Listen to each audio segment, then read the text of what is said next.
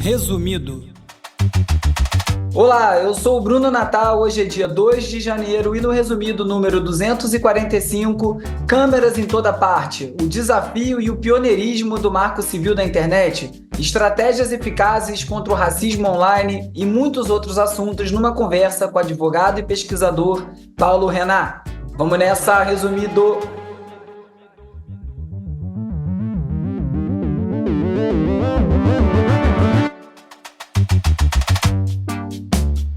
Olá, resumista! Esse é o Resumido, um podcast sobre cultura digital e o impacto da tecnologia em todos os aspectos das nossas vidas. O Resumido tem apoio do Instituto Vero.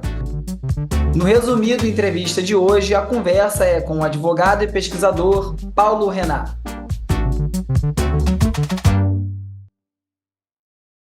E aí, Paulo, tudo bem? Olá, Bruno. Beleza? Prazer aí, obrigado por estar aqui presente. Já se falou tantas vezes por chat, acho que é a primeira vez que a gente se fala se vendo, né? Isso, é uma imensa satisfação. Sou fã do programa aí desde o começo e, enfim, acompanho suas intervenções online aí desde os tempos do esquema. Olha aí, ó. Isso aí é de muito tempo mesmo. Eu vou fazer uma apresentação rápida aqui do Paulo, vou ler aqui, porque a bio dele é pesada e longa. Eu até resumi com ele aqui um pouco para a gente poder ser mais direto. O Paulo é doutorando e mestre em Direito de Estado e Constituição na Universidade de Brasília, é pesquisador bolsista no Instituto de Referência em Internet e Sociedade, é co-diretor executivo no Aqua Unilab, é conselheiro consultivo do Internet Lab, é um servidor público federal, foi gestor do processo de elaboração coletiva do Marco Civil da Internet no Ministério da Justiça. Tá pouco ou tá bom? Tá pouco, tem mais. Pai de 2 meninos e vai indo. É verdade. Ô, Paulo, para falar aqui já desse ponto aí de destaque, que é uma coisa tão conhecida, né, e tão importante para nós, que é o Marco Civil da Internet, que foi uma coisa pioneira, avançado quando foi construído, mas com as redes sociais, essa nossa presença online cada vez mais massiva, esse texto já ficou velho? Você acha que ele já precisa de uma atualização? Como é que tá para você? O que que ele significa, né? O que que ele representa? O que que você já talvez sinta falta nele? Eu acho que não tá velho, o que faltou foram os passos seguintes, né? Uhum. Então, a gente pensou o Marco Civil desde o começo como uma camada, para usar a alegoria digital, uma camada de tradução entre o direito e a tecnologia. Só que ficou nisso, né? A gente não fez muitos avanços, né? Seja em termos legislativos, seja na regulação, a gente ainda está naquele binarismo do Marco Civil de provedores de conexão e provedores de aplicações online, e a gente não tem uma nova taxonomia, né? Uma regulação específica para redes sociais, uma regulação própria para mensagem instantânea, para o serviço de mensagens, né? Está tudo muito preso a uma forma de olhar para a internet dos anos 2000 ainda. Uhum. E, para usar uma outra metáfora, né, o Marco Civil seria aí a fundação do edifício. Você não pode cobrar a fundação do edifício porque está chovendo e ela não está te dando cobertura. Tem que construir o resto da casa e ficou parado. Então, eu acredito ainda que ele é muito sólido, ele é bastante consistente, mas ele é mesmo só um início, né? Na parte penal, a gente ainda tem muito que melhorar, e tributário, e etc., e vai embora, mas estão faltando esses próximos passos aí até hoje. O que que significa o Marco Civil, para quem não sabe? O que ele representa e qual é o papel dele?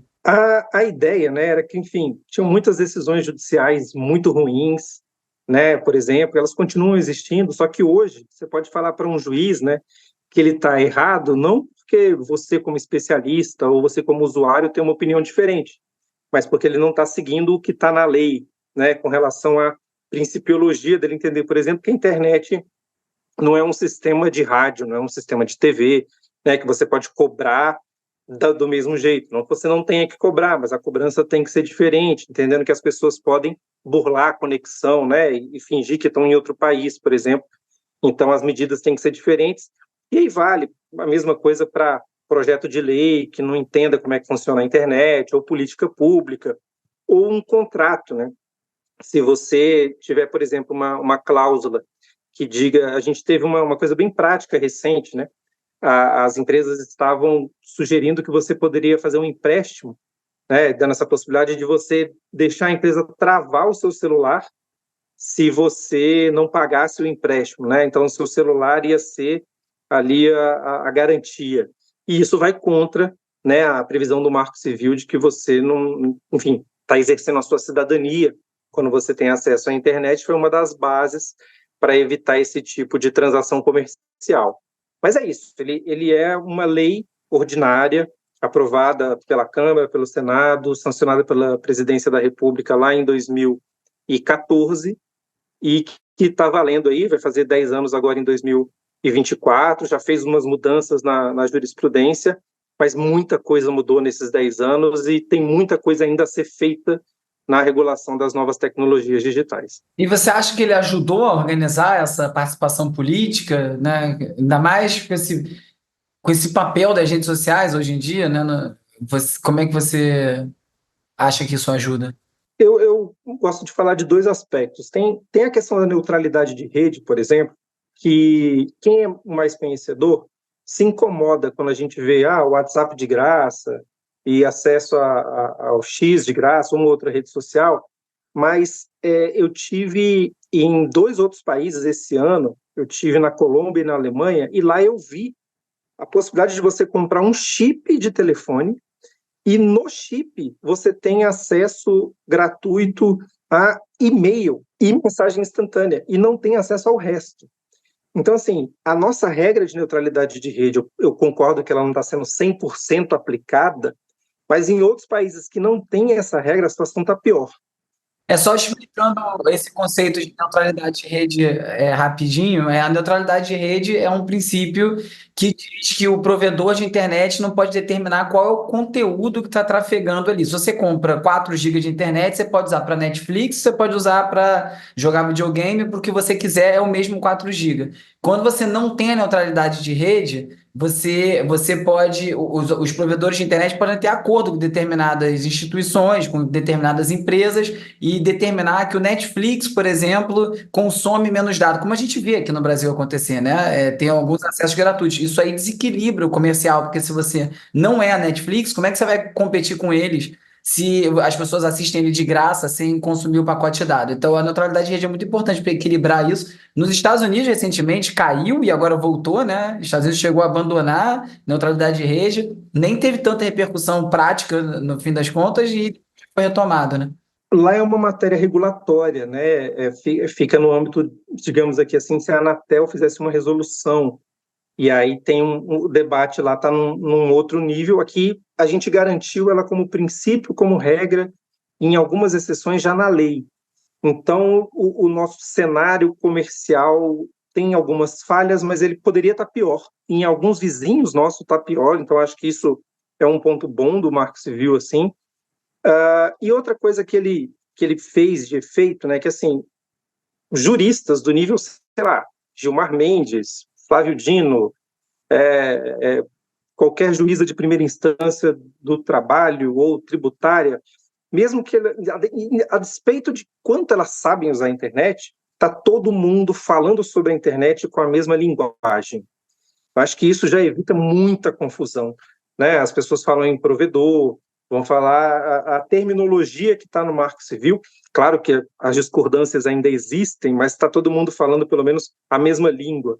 Isso ajuda muito o entendimento quando as pessoas pelo menos sabem o funcionamento, o que está em jogo. Mas eu até fiquei com uma dúvida aqui. A gente tem a questão da neutralidade de rede determinada pelo Marco Civil, mas ainda assim a gente vê esses planos de gratuito, né? WhatsApp gratuito, né? Como é que isso é possível aqui se supostamente tem uma neutralidade de rede? Uma das falhas do Marco Civil é que ele não estabeleceu um único cuidador da neutralidade de rede. Então, a Anatel fez uma análise em termos de telefonia, né, de telecomunicações, e ela falou, não tem problema se tiver essa oferta sim. O CAD fez uma análise em termos de concorrência e ele analisou que não tinha um problema de concorrência. Aquela coisa meio, né, aquele provérbio que está um pegando na perna do elefante achando que é árvore, o outro está pegando na tromba achando que é uma cobra, e ninguém está vendo o todo, né? Então, acho que faltou isso para entender o problema de você ter um WhatsApp de graça, né? Imagina, se a gente tivesse MSN de graça ou ICQ de graça, o WhatsApp nunca existiria. Né? Sim. E agora, quando a gente tem esse tipo de aplicação de graça, a gente é inovação, né? A gente não sabe o que a gente está deixando de ter, né? Quais são os novos entrantes que poderiam concorrer. Exato. E é importante diferenciar aqui o de graça, né? Porque esses aplicativos são de graça, o uso, né? Mas ele não é de graça os dados, né? Você precisa ter acesso a dados. Exatamente, exatamente. Mas a diferença, o que a gente tem hoje, nesse ponto de vista prático regulatório, é que está faltando uma regulação mais abrangente que possa enxergar esse problema, né? Então, é essa que tem sido a falha, digamos assim, na disciplina legal. Eu entendo que a Anatel poderia ter tido uma outra postura, tanto o CAD poderia ter tido uma outra postura, mas é difícil também, porque, né, não a gente não precisa ser inocente. As empresas de telecomunicações no Brasil têm um poder muito forte ainda, e elas fizeram pressão para essas decisões, né? E, eventualmente, a gente pode fazer uma mudança, mas a gente fica também sem muito lastro, porque não é ainda uma regra vigente, digamos assim, no mundo inteiro. E no Brasil, a realidade ainda é muito dura para 25, 20% das pessoas que não têm um acesso à internet mínimo, né, Acaba decente. virando um benefício, né? De certa forma é inclusivo, né? Exatamente, é uma inclusão limitada, né? É como se você, enfim, pessoas estão morrendo de fome, você vai alimentar elas só com ultraprocessados. Para elas não morrerem de fome, está valendo, né? Mas à medida que a gente tiver, né, digamos assim, uma soberania alimentar, dá para a gente questionar a qualidade dessa nossa dieta de mídias, né? O problema para mim, assim, é que de qualquer legislação, quando a gente fala no digital, e eu acho que a gente vem vivendo isso aí há 20 anos pelo menos, é que é difícil acompanhar a velocidade das mudanças, né? A gente tomou um chat GPT na cabeça aí no final do ano passado, soltaram o leão aí no galinheiro do dia para o outro e todo mundo tem que se adequar e não dá tempo. E as empresas vêm nessa postura, né, Bruno? Eu acho que agora já dá para a gente olhar no retrovisor, por exemplo, e pensar na Uber, né? Cara, a Uber chegou e trouxe várias outras empresas, algumas delas já assumiram da concorrência hoje, mas assim, atravessando regras de transporte público e privado municipal. Eles pagaram assim, é aquilo, com dinheiro. Você me dá a multa, eu vou pagar, eu vou implementar meu negócio na marra, né? E eles vêm com um investimento que só cresce, né? Porque assim, não, uma hora esse negócio vai voltar, então não tem a opção de sair do mercado, de desistir, cada vez fica mais agressivo. Então, olhando hoje no retrovisor, né, é fácil falar, pô, a gente tinha que ter feito uma regra, ter sancionado de forma mais dura, né, ter posto limites, né, do que os trabalhadores têm que ter de mínimo garantido e tal. Isso não aconteceu. Né? Espero que em alguma hora os nossos tomadores de decisão consigam perceber que tem que agir rápido, né? Tem Mas que. será que dava? Isso que eu te perguntar, porque a impressão que eu tenho é assim, tem aquela máxima lá do Zuckerberg, né? Que é mova-se rápido e quebre coisas. E é isso, a Uber veio e isso só ia acontecer dessa forma. Hoje em dia, parecido com o que a gente falou sobre a dieta limitada, né? Esse acesso limitado à internet através de pacotes de dados gratuitos também gerou emprego, emprego não, né? Oportunidade de trabalho, oportunidade Trabalho. gerar alguma receita no país da maneira que está. Então, meio que tem que deixar acontecer para chegar em algum lugar, mas isso a gente acaba sendo engolido, né? A gente vê essas questões mesmo que você está falando agora dos trabalhadores de aplicativo, né? Que virou um termo, que Uhum. ficou essa zona cinzenta que o cara é funcionário, não é funcionário, que direito que ele tem. Eu acho muito difícil conseguir acompanhar isso. A gente ainda está debatendo coisas de rede social ainda, né? De algoritmo, e a gente já está lá na inteligência artificial substituindo o trabalho do trabalhador de aplicativo. Parece que tem como não estar tão atrás? Tem algum país está dando conta disso? Cara, só países muito pequenos que conseguem ir levando a coisa de um jeito um pouco mais responsável, né? Porque, cara, no Brasil a legislação de transporte é municipal. É difícil, né? O que a gente tem conseguido aqui frear algumas coisas, por exemplo, dois exemplos do Brasil, né? Proteção de dados. Então, teve uma lei que federalizou, né? Uma emenda constitucional que falou, não, essa matéria de proteção de dados pessoais é de competência exclusiva da União. E aí já tinha saído a LGPD, mas a gente estava tendo no Brasil algumas leis municipais e estaduais de proteção de dados enquanto a LGPD estava parado. Imagina o caos, né, no nosso país, que não é federalizado. É isso que eu ia falar, não dá para cada um ter uma lei, né? E uma outra coisa, já entrando um pouco no assunto das câmeras e ainda com um pezinho na inteligência artificial, o reconhecimento facial ele tem sido meio freado na segurança pública.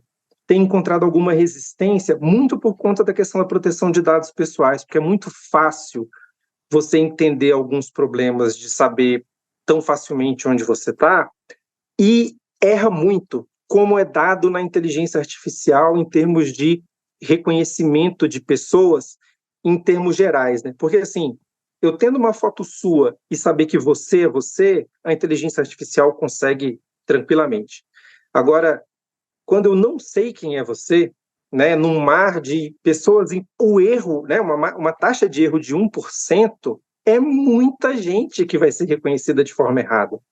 Né? E aí, se você joga para a segurança pública, que isso significa a pessoa ser confundida na rua com um suspeito de um crime, ser levada para a delegacia, né, ou a polícia chegar na casa da pessoa para levar ela para a delegacia, é pesado.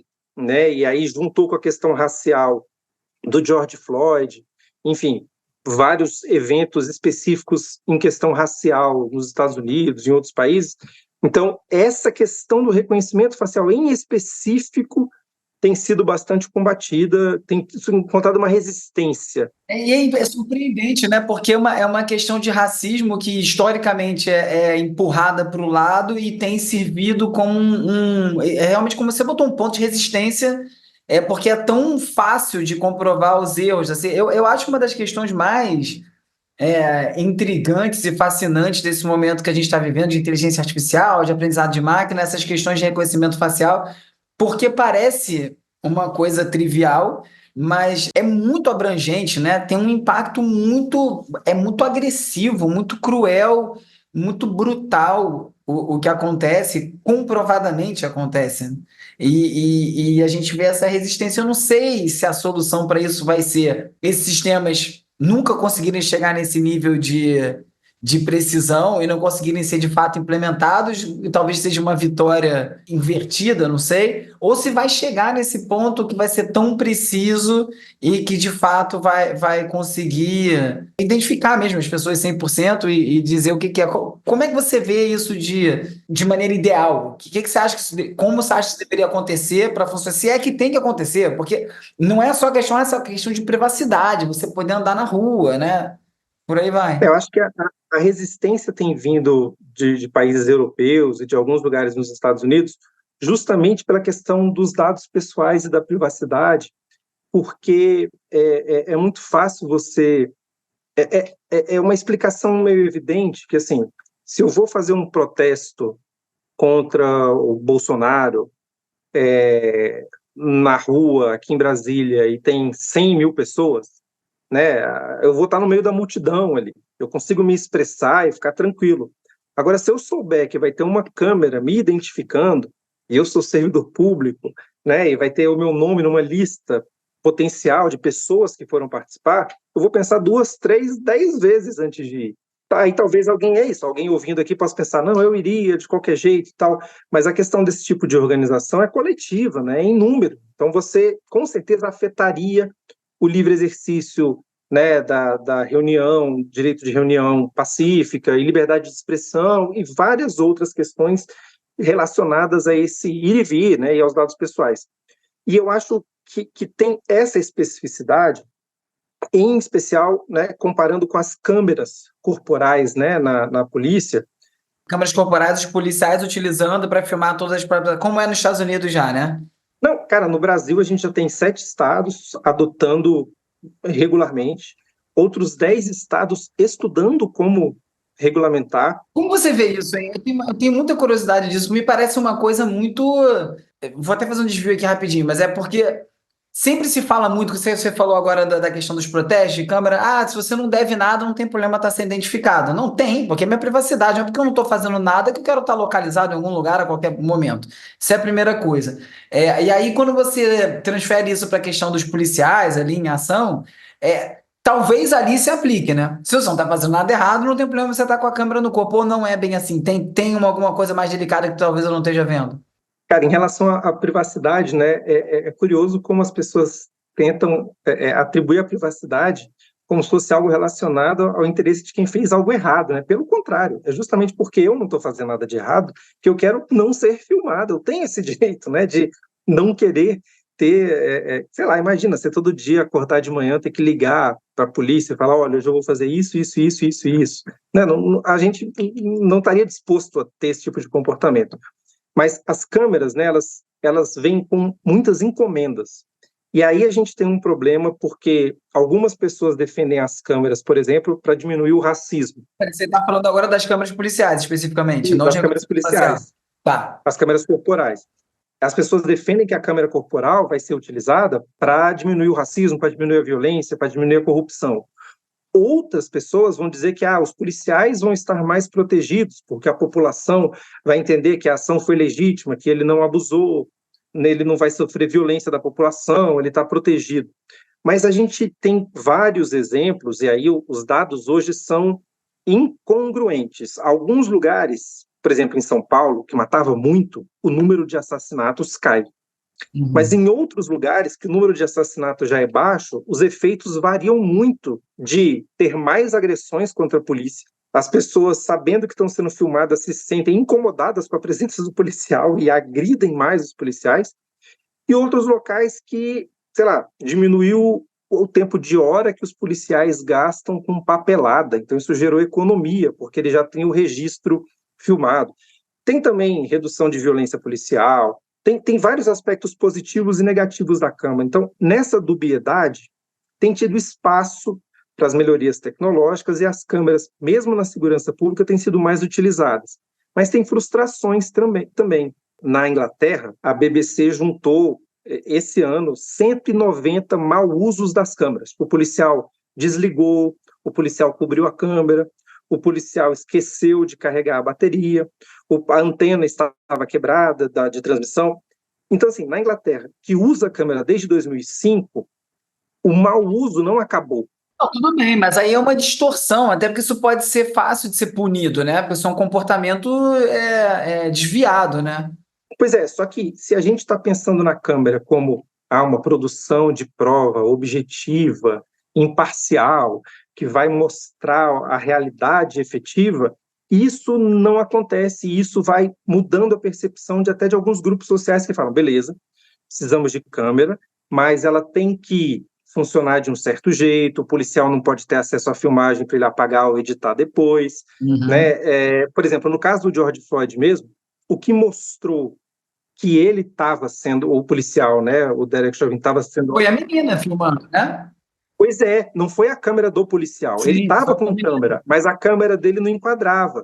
Você tocou nesse ponto agora de estar registrado e ser prova, porque está filmado, mas filmagem é subjetivo. Se você filma da esquerda para a direita, em vez da direita para a esquerda, de cima para baixo, você não tem uma captação 3D do ambiente, 48 horas para trás e para frente, para você poder analisar aquilo como um todo. E você fala isso do audiovisual, né? Você entende a subjetividade de uma gravação, né? Tem um recorte ali, mas são vários discursos oficiais, Bruno, que vêm com isso. Agora teremos uma prova objetiva, e no judiciário você vai poder reviver o momento da É, ação. não Tem, vai. tem esse discurso em relação às câmeras, ele continua existindo, né? E elas, aí, tudo isso para dizer que assim, as câmeras como mais provas, e aí entra câmera corporal, entra câmera no veículo, entra circuito fechado de câmera fixo nos prédios, essas tecnologias continuam sendo adicionadas, mas gradativamente elas vão sendo objeto de mais reflexão, né? Elas vão sendo mais questionadas e vão sendo mais cobradas, né? Então, pô, câmera corporal custa milhões, bilhões. Então, tem tido relatórios, né, de que está melhorando, que não está melhorando. E o que eu falei de países pequenos, né? A Holanda resistiu a usar e implementou. Eles já testaram câmera corporal em 97. Policiais de bicicleta botaram GoPro no óculos para poder filmar os caminhos lá e tal, mas eles só adotaram nacionalmente em 2021. Uhum. Eles conseguiram resistir e ir cobrando, né? Tem que ter esse resultado, tem que ter esse controle, tem que até proteger o policial, sei lá, de um supervisor que vá cobrar ele porque não engraxou a bota, sacou? Sim, Tem que sim. ter essa supervisão do controlador.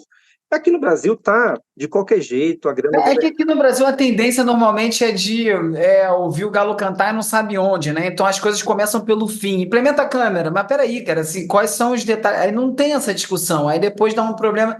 E isso me traz para uma questão que eu acho que é um ponto de interesse seu também, é que me parece hoje que tem uma busca de transferência de responsabilidade ou terceirização dos serviços em que a tecnologia vai resolver tudo por si só, né? Que a tecnologia vai ser a solução para tudo, né? A gente ouve muito isso agora sobre inteligência artificial e eu confesso que eu sou super crédulo disso, que vai ser uma aceleração absurda para a descoberta de cura para doenças, para, cara, uma grande solução para o aquecimento global, que não seja, né? Porque eu tenho para mim o aquecimento global, a solução necessária, que é a diminuição de emissão, você esquece, não vai acontecer. Eles vão deixar fritar, vai sobrar o que der e vai adaptar o que der. Eu acho que vai ser mais fácil botar escudo refletor em órbita do que fazer esses ajustes. Mas ainda é tão novo, apesar de a gente viver isso tudo, que ainda tem essa ilusão, uma inocência de que vai vir a solução só porque aplicou tecnologia. Você concorda com isso?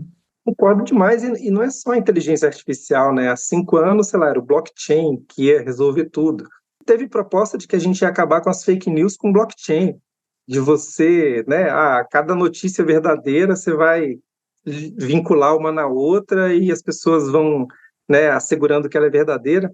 Só que tem conflito de interesse, conflito de visão de mundo e não vai, né? E não é matemático, né? Você dizer que um discurso é discurso de ódio ou é racismo, é muito contextual. Às vezes as mesmas palavras com a mesma entonação dita por uma pessoa ou por outra pessoa, para um destinatário ou para outro, muda Em tudo. determinado momento, Teve uma piada recentemente aí que o cara estava falando, um humorista negro, falando sobre ele mesmo, falou uma piada, e na medida em que uma amiga dele reproduziu a piada, uma amiga dele, mulher branca, aquela ilustradora, né, a Rafaela, que faz os desenhinhos lá dos memes, ela reproduziu a piada e a galera, nossa, que racista, e não sei o quê. Tipo, não, gente, desculpa, é uma piada do meu amigo, eu achei que estava óbvio. O cara na foto é o meu amigo que fez a piada, não fui eu que fiz a piada, né? mas aí já caiu na internet para milhões, perde o contexto, Tirou né? do contexto, virou piada. E, cara, a gente vai jogar uma inteligência artificial para reconhecer essas situações, não vai dar certo, vai dar errado. Eu acho que quem pescou isso há muito tempo, né, e deu o nome de tecnosolucionismo, né, foi o Morozov, né, o Evgeny Morozov, que teve aí no Brasil recentemente, que assim, tem uma crença mesmo de que coloca a tecnologia, resolve. E aí, voltando, por exemplo, para a questão das câmeras, a polícia no Brasil, como a sociedade no Brasil, é racista. Então, você pôr câmeras em policiais racistas não vai resolver o racismo. Você eventualmente vai até filmar mais algumas ações racistas. Talvez inibir um pouco, mas não resolve, né? E assim, dessas filmagens, o que conseguir chegar no judiciário ainda vai encontrar um juiz racista, um júri racista. Então, isso não vai garantir que essas pessoas vão ser punidas como a gente imagina que elas deveriam ser. Claro que, com as câmeras e uma política pública de enfrentamento à discriminação, promoção da igualdade, você consegue combater o racismo, mas talvez nem precise das câmeras. A gente pode usar, né, a mudança tecnológica para mudar outros aspectos culturais, né, usar como desculpa, digamos assim, para, sei lá, vai ter bafômetro e agora a gente vai punir mais as pessoas que dirigem bêbadas.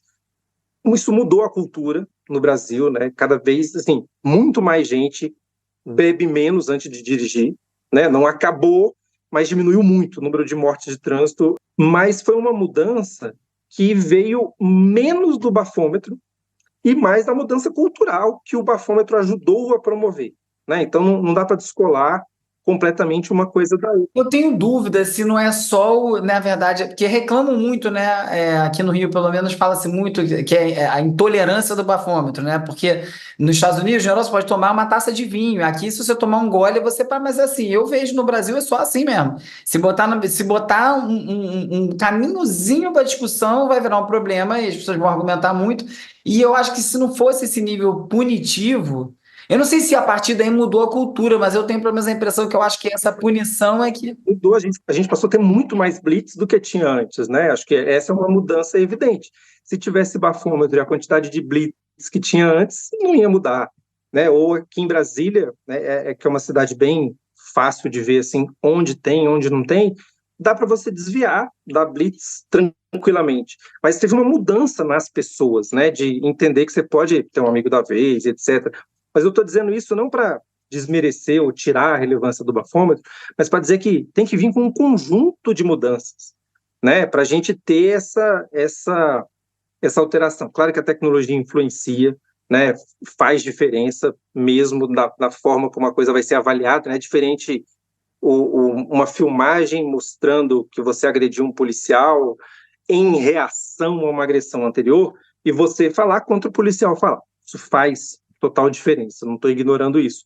Mas como que isso vai ser, como que essa filmagem vai ser tratada na delegacia, né, faz muita diferença. Onde que ela vai estar armazenada, se esse policial vai ter acesso ou não. Acho que tem mais coisa que vem. É só ver o VAR no futebol. Ah, vai resolver tudo, é óbvio, que isso é descarado. Porque cara, como fã de futebol, eu sempre falei, eu prefiro perder roubado do que ter VAR. Isso para mim não é solução nenhuma. Sempre convivi bem com erros de arbitragem, acontece para um lado e para o outro. Agora, uma alucinação coletiva em que o juiz não apita, o bandeirinha não levanta a bandeira, para depois ver um vídeo que é completamente interpretativo. E não tem ângulo que dê conta daquilo. Às vezes o contato fica por um frame é uma eternidade para você medir um contato. Então é isso, assim, é um lugar para ficar aí nas analogias de futebol que funcionam tão bem no Brasil, assim, que você vê que a tecnologia não é infalível. Beleza, o chip da bola é dentro ou fora, mas a resposta é binária, né? Na hora do impedimento, né, a gente ainda não virou um problema, mas para mim muitas vezes quando que saiu o chute. Porque o Exato. impedimento é na hora do chute. Você tem um frame que analisa bem, não perfeitamente, o posicionamento. Mas o chute, você não tem essa detecção Eles estão exata. discutindo agora botar uns dispositivos na bola e na chuteira para poder determinar o contato, porque quando você filma, se você vai filmar um show, por exemplo, com multicâmeras, Uhum, né, as câmeras funcionam com batimento, abrindo e fechando o espelho para fazer frame a frame, 30 frames por segundo. Se uhum. você liga 5 câmeras num show para filmar, e uma câmera, quando você der para gravar, tá fechada e a outra tá aberta, ao longo do processo de aberto e fechado, desanda todo o timeline e você perde o sync de áudio todo e não tem conserto isso. Tem que estar Tem um sincronizado. equipamento que você liga em todas as câmeras para sincronizar o espelho para todo mundo estar abrindo e fechando ao mesmo tempo e assim ficar todo mundo em sync e não ter esse problema de áudio. É uma coisa básica de filmagem de show. Então, tempo quando filme show, não sei nem se essas câmeras mais novas já resolveram esse problema, eu imagino que não. O VAR é a mesma coisa. Se você não tem ali essa precisão, não vai pegar. Não é de você acha que pegou, mas não vai. Quando bateu, não bateu. Então, vira é isso que está falando aqui, uma tecnologia que não vai fazer mágica, né? Não, e muita gente, enfim, é curioso porque tem ao mesmo tempo uma desconfiança da fidelidade da tecnologia, né, das pessoas acharem que tudo vai ser hackeado, tudo pode ser alterado, você consegue falsificar a tecnologia digital com muita facilidade, mas assim, que a gente não tinha desconfiança com relação ao papel, né? Cara, você pensar que processo em papel no judiciário, o advogado ia lá, pegava o processo, levava, trazia de volta. Muitos casos de alteração do papel aconteceram, mas que era indetectável. Você não tem Pô, um rastro do identidade papel. falsa de adolescente, você ia no cartório com xerox, mudava a data na grosseria, você quer coisa mais primária do que isso, assim, para falsificar no papel, não tem segurança nenhuma também. Hoje a gente tem algumas possibilidades fortes de controle, mas no dia a dia, né, no olho nu, na relação do ser humano, a gente não tem capacidade humana de avaliar essas mudanças. Né? Então, às vezes, você pensa assim, um blockchain vai possibilitar alguns controles. Vai, mas com um preço que pode ser caro para você fazer essa verificação. Né? Esse cálculo de se aquela transação é a transação que aconteceu há 10 meses naquele lugar específico. Isso é caro. Talvez se a gente não precisasse recorrer à tecnologia para isso e ter meios mais baratos, né? Então, confia no juiz, cara. Ele vai errar algumas vezes, mas é muito mais barato e até mais divertido, né? Ter a possibilidade do erro humano, no caso do futebol. Eu fiz um estudo agora recente, uma boa parte eu gastei com esse aspecto epistemológico, né, o filosófico da imagem gravada, E é isso, para o pessoal de audiovisual é um lugar comum você questionar, né, essa suposta neutralidade dos equipamentos, mas é uma coisa que eu até falo em relação ao racismo. A Kodak fez uma escolha, né, no meados do século XX, de qual ia ser o filme que ela ia utilizar, naquela história de, né, você depois pode explicar melhor o que é o bater o branco, mas ia ter uma opção em que as pessoas negras iam ficar visíveis e as pessoas brancas iam virar fantasmas, né, pela falta do contraste naquele espectro, ou então as pessoas brancas iam ficar bem definidas e as pessoas negras iam parecer borrões. Já sabemos qual foi a escolha, né? E, enfim, quem quiser pesquisar mais pode ir atrás da história dos cartões Shirley, né, que definiram isso de um jeito racista, e até a gente pode falar, então, de um racismo analógico, né, que vem da tecnologia. Então, não tem uma neutralidade. Isso quer dizer, independente do diretor, independente da atriz, do ator, do argumento, a tecnologia em si imprimia, né, uma percepção racista da realidade e tem uma subjetividade aí, né, não tem uma objetividade neutra.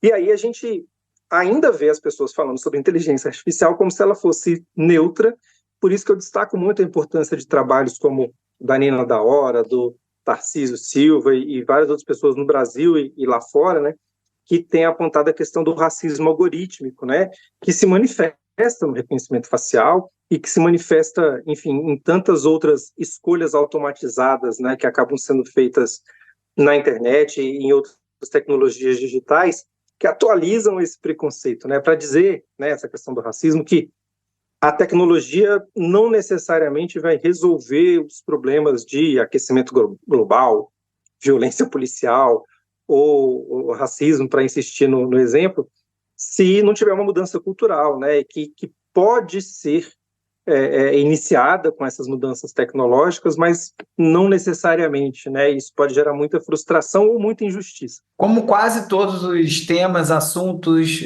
do Resumido e as entrevistas dos Resumido Entrevista, a gente sempre volta para o ponto central, educação.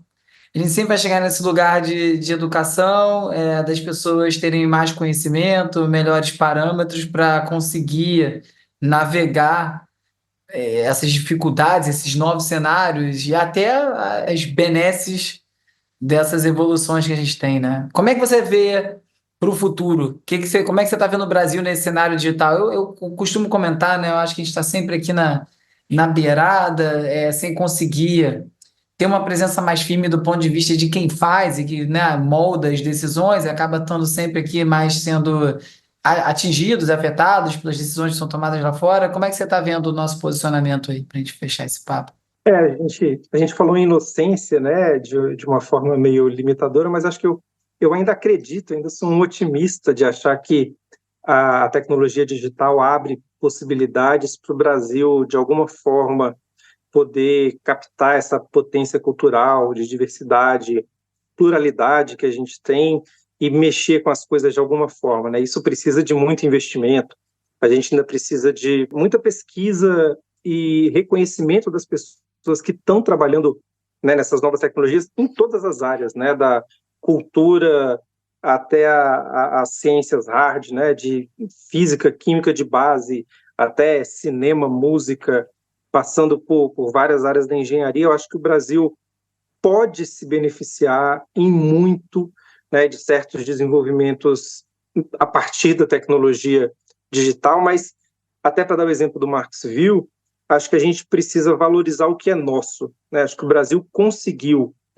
ter uma legislação pioneira no mundo, porque a gente fez um debate de uma forma criativa, como a gente podia fazer, a gente usou a internet sem imitar outros modelos, e a gente usou também uma estratégia bem brasileira de, assim, dar um jeito de evitar os campos minados dos debates do direito autoral, da regulação do setor econômico, da questão criminal, da questão comercial, e debater um núcleo ali que permitia depois fazer esses outros debates.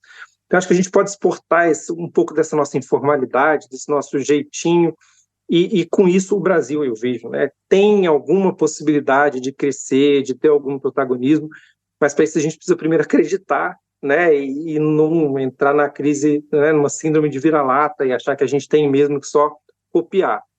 E isso tem efeitos práticos, né? Eu acho que uma coisa que a gente vivenciou na pandemia, todo mundo precisando fazer reuniões online, de aula a empresas.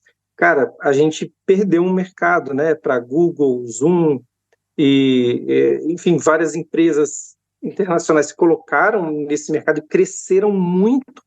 E, cara, o Brasil tinha RNP disponível, já com tecnologia, que só precisava de investimento para ter mais rede, mas todas as ferramentas já estavam disponíveis, e o Estado, né, contratou a Microsoft. Quem tem que fazer reunião com o governo hoje sofre aí com o peso, né, de ter que usar o MS Teams.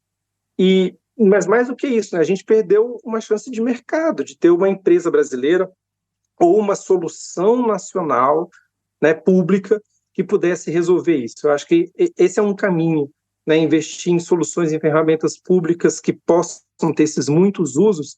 Talvez com isso a gente consiga, né, dar uma virada aí e ter algum protagonismo nessa área internacional, que eu acho que vai fazer bem para o mundo, né, se o Brasil conseguir apitar um pouco nesse debate que é muito europeu, muito estadunidense, né, e o sul global fica bastante de fora. Acho que se a gente não for brigar por nós mesmos, o que vai acontecer é o capitalismo deixar mais aguda essa diferença, né? Quem tem mais vai ter mesmo só cada vez mais, quem tem menos vai ter só cada vez menos. Eu acho que a tecnologia traz esse risco, de novo na pandemia.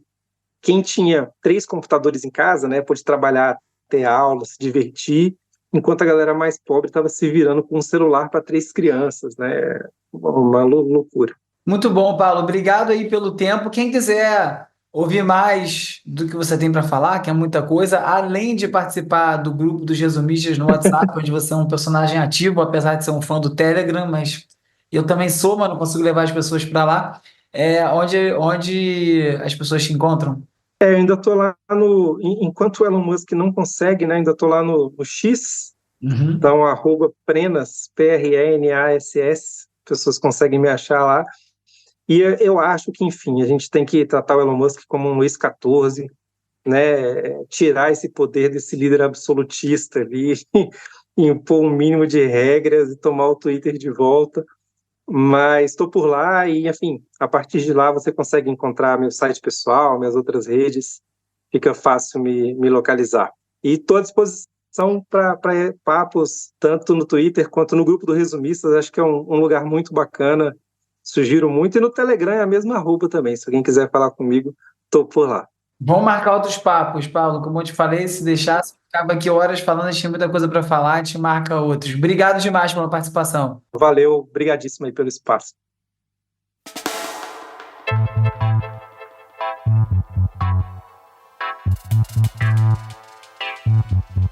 Essa temporada do Resumido Entrevista é produzida pelo Instituto Vero, que apoia esse podcast. O Resumido é escrito por mim, Bruno Natal, e pelo Agenor Neto. A edição e mixagem é feita pelo Hugo Rocha e o vídeo é editado pelo Peri Selmann. As redes sociais são editadas pelo Lucas Vasconcelos, com design do Thiago Duarte. A foto da capa é do Jorge Bispo e o tema original foi composto pelo Gustavo Silveira. Eu sou o Bruno Natal, obrigado pela audiência e semana que vem tem mais Resumido.